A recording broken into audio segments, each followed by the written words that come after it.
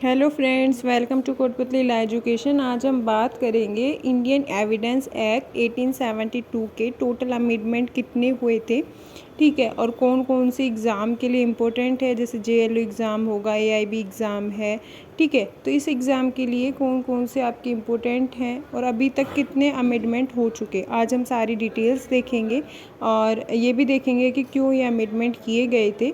तो आप वीडियो के लास्ट तक बने रहें, वीडियो को लाइक और शेयर भी कर दें, चैनल को सब्सक्राइब भी कर लें, जिससे आने वाली वीडियो अपडेट आपको मिलती रहे। आप टेलीग्राम ग्रुप भी ज्वाइन कर सकते हैं, उसका लिंक आपको डिस्क्रिप्शन बॉक्स में मिल जाएगा, वहाँ से जाके ज्वाइन कर सकते हैं। साथ ही आप सर्च भी कर सकते हैं कोटपुतली लॉ एजुकेशन, वो भी आपको टेलीग्राम पे मिल जाएगा। साथ ही इंस्टाग्राम पे भी फॉलो कर सकते हैं, अगर कोई क्वेरी है आपकी तो इंस्टाग्राम पे फॉलो करके भी आप पूछ सकते हैं, कमेंट में भी पूछ सकते हैं।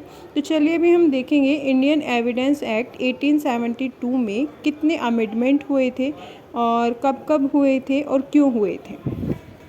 देखिए, भारतीय साक्ष्य अधिनियम 1872 में जो संशोधन हुए थे, उसमें सबसे पहला संशोधन 1983 में हुआ था, ठीक है। उसमें दो सेक्शन थे, 113 कै और 114 कै, ठीक है। तो धारा 113 कै में था कि किसी विवाहित स्त्री द्वारा आत्महत्या के दुष्प्रेरण की उपधारणा, ये 1983 में इसको जोड़ा गया था 113 कै को। फिर 114 कै को ऐड किया गया था, वो भी 1983 में किया गया था और 2013 में दोबारा इसमें चेंजेस किए गए थे, ठीक है। इसमें था कि बलात्संग के कुछ मामलों में सम्मति न होने की उपधारणा, ठीक है। और ये दंड विधि संशोधन अधिनियम 2013 द्वारा 114 के प्रतिस्थापित कर दी गई, मतलब इसको कुछ और ऐड किया गया था 2013 में। फिर नेक्स्ट हुआ दहेज प्रतिषेध संशोधन अधिनियम 1986 द्वारा, जिसमें 113 कै धारा ऐड की गई, जिसमें दहेज मृत्यु के बारे में अवधारणा थी, जो कि आपके आईपीसी में भी मिल जाएगी, ठीक है। तो इसमें ये 1986 में इसको ऐड किया गया। इसके बाद हुआ सूचना प्रौद्योगिकी अधिनियम 2000 द्वारा संशोधन, इसमें कई सारे सेक्शन हैं जो ऐड किए गए थे। इसमें सबसे पहले धारा 17, जिसमें मौखिक या दस्तावेजी या इलेक्ट्रॉनिक रूप से अंतर्विष्ट, ठीक है, तो ये संशोधन किया गया। उसके बाद था धारा 22 कै, कब इलेक्ट्रॉनिक अभिलेखों की अंतर्वस्तु से संबंधित मौखिक स्वीकृति सुसंगत है, ये भी इसको स्थापित किया गया था। फिर हुआ धारा 39 में, ठीक है।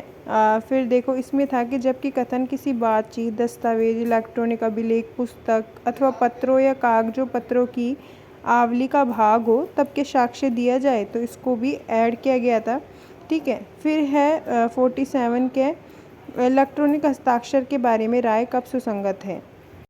फिर नेक्स्ट है 59 दस्तावेजों या इलेक्ट्रॉनिक अभिलेखों की अंतर्वस्तु।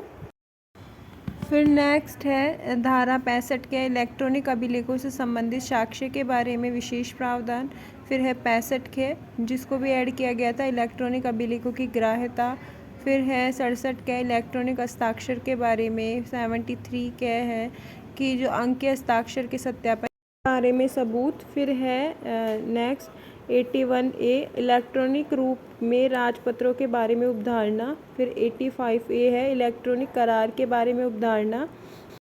नेक्स्ट है 85 बी इलेक्ट्रॉनिक अभिलेखों और अंकीय हस्ताक्षर के बारे में। फिर है 85 सी इलेक्ट्रॉनिक हस्ताक्षर प्रमाण पत्र के बारे में।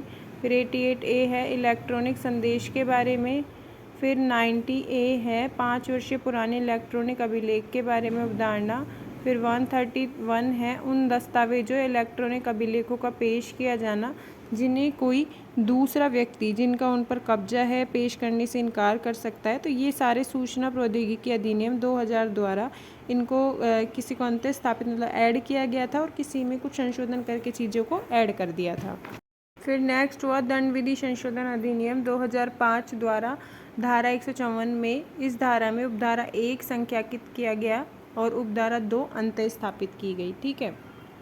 फिर नेक्स्ट हुआ सूचना प्रौद्योगिकी अधिनियम 2008 द्वारा, जिसमें 3 संशोधन किए गए, जिसमें 3 धारा में जो संशोधन किया गया था वो है सेक्शन 45 ए, 47 ए और 67 ए, ठीक है। ये इलेक्ट्रॉनिक साक्ष्य के बारे में बताती हैं, जो डिजिटल सिग्नेचर जिसको हम बोलते हैं, उसको स्थापित किया गया था। फिर है दंड विधि संशोधन अधिनियम 2013 द्वारा इसमें भारतीय साक्ष्य अधिनियम 1872 में निम्न धारा अंतः स्थापित और प्रतिस्थापित की गई। ठीक है, तो जो फर्स्ट सेक्शन था वो धारा 53 क है। ठीक है, उसके बाद धारा 114 क है जिसमें लैंगिक हमले के लिए कुछ अभियोजन से सम्मति न होने की उपधारणा के बारे में बताता है। और जो धारा 53 क है वो शील या पूर्व लैंगिक अनुभव या साक्ष्य कतिपय मामलों में सुसंगत नहीं, इसके बारे में बताता है। फिर है धारा 119 जो साक्षी जो मौखिक रूप से सूचना देने में असमर्थ है, उसके बारे में यहाँ पे संशोधन किया गया।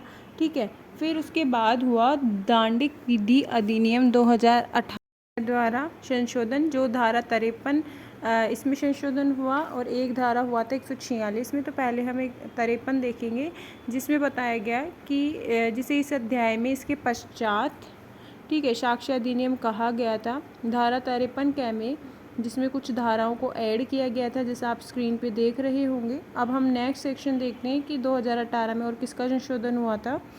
देखिए धारा 146 है, इसमें परंतुक में कुछ संशोधन किया गया जिसमें कुछ धाराओं में जो संशोधन किया था आईपीसी के।